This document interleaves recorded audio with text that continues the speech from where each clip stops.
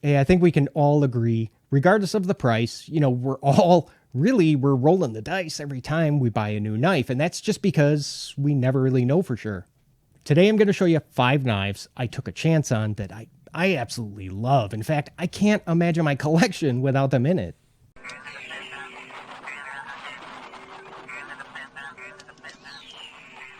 Hey, and don't forget, links to buy and any coupon codes will all be listed down in the description. All right, let's go ahead and get started with number 5. I've got from Shieldin. This is the Empoleon. Now, this is definitely one of those times where you're going to want to use my Amazon link, because if you go ahead and type in the word Empoleon in the search, you're going to get a ton of results for like Pokemon cards, unless, you collect those too. In that case, shop away. Now, there's actually a couple surprises with this knife, and the first one being the company, Shieldin. I don't know about you, but yeah, I've never heard of that brand before. And the action on this guy is really, really good. You can see a couple of shakes to get it closed. But the deployment, I swear I've been trying to fail this thing, and I can't do it. No matter how light I push on this flipper tab, it still rockets out. How about it, though? That is a good-looking 3.5-inch drop point in D2 steel, and it either comes in this, you can see the gray coating, or it's also available in black.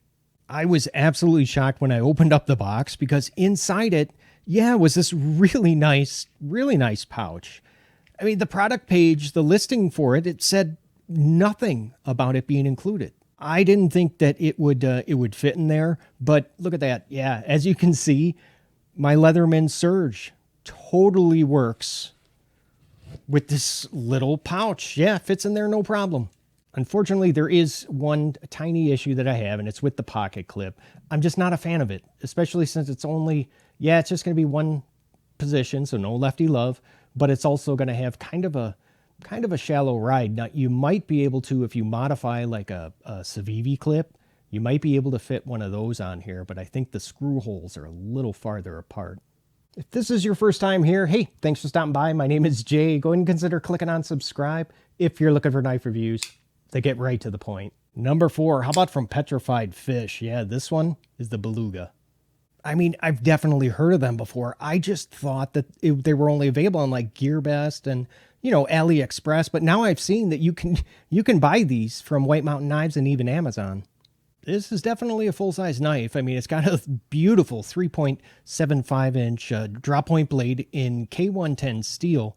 And it does have, that's a bead blast or sand blast, some kind of blast finish. Yeah, it's a big knife, but it really doesn't carry like one, just because the handle comes in at a hair over 4.5 inches. So that's a good blade to handle ratio. You got 2 different ways that you can open this. The first one being just using that front flipper, which is really easy to do. And you saw how easy it was for me. So if that's the case, you'll have no problem with it. Or you can go ahead and use that fuller, which does run down both sides. And yeah, you can totally Spidey flick it open. And check this out. I am so glad that they left. You can see they left just like a little bit of extra material there, where the flipper tab would have been. Because watch when I move my finger. Yeah, this thing, it drops shut like a guillotine. We also get it's a pretty nice that's a super deep carry clip. And then you can see I'm showing you the slot here on the other side, because you know what that means. Yeah, there's some lefty love. It's switchable to the other side. Inside the box, they went ahead and included a couple little surprises. You see, yeah, there's like a full set of screws. Now, they actually came with the black ones in the bag, but I went ahead and, I had to switch them out right away. It's a full set, minus the pivot, of course.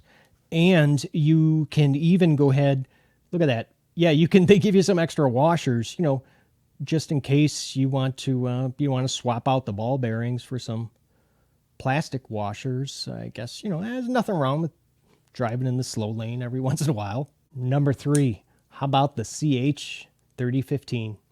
I don't think I've ever seen a CH knife that had a top flipper quite like this one. And you can see it's just like the top flipper that you get with the Kaiser Theta. And you know what? Between you and me, I think it works better than the Kaiser. I mean, look for yourself. I can, I can fail the deployment here pretty much anytime I want to. I'm not able to do the same thing with the CH. As a matter of fact, it's kind of hard to fail the deployment. I can't fail it.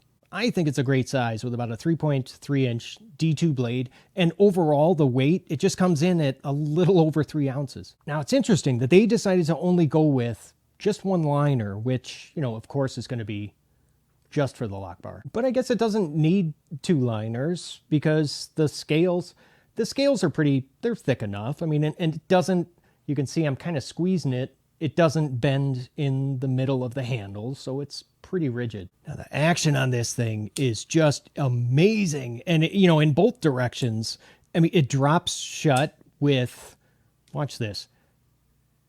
Look at that, barely a shake. But of course, there's a few things that I would have done a little bit differently, like, well, the pocket clip, which again here, it's going to be just one position, and then, yeah, it is not very deep at all. For some reason, they decided to go ahead and recess that into the scale. I mean, I can see that when it's a fold over clip, but when one like this, is that really necessary? And then the other issue, it's kind of minor, but it, with this liner lock, it's pretty much, you can see it's just about flush with both scales. At least though, it's pretty easy. It's pretty easy to unlock. I just wish that they gave a little bit more room, just to get at that lock bar. But hey, at least, it's a Spidey flicking machine. Number 2, I got from Kubey. This is the KU180. I don't usually buy too many knives that have a blade, that's smaller than 2.9 inches, but I don't know. I just love the shape of this so much. I had to get it. It's about 2.6 inches D2 steel, and of course satin finish, and it's got that really wide blade profile that I love.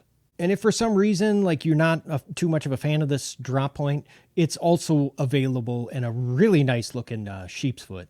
This blade is riding on a ball bearing pivot, and even though you can see it clearly has thumb studs, and just like the Petrified fish, they went ahead, they left that little nub there where the flipper tab would normally be, so you can totally fidget with it. Since this is going to be a smaller knife, it is only about a 3-finger grip. At least, that's what I'm getting with my medium-sized hand. But then you can also go ahead, you get to choke up a little bit using that really nice forward finger choil. The body screws and the pivot are all going to be T8s. Yeah, that was a really nice surprise.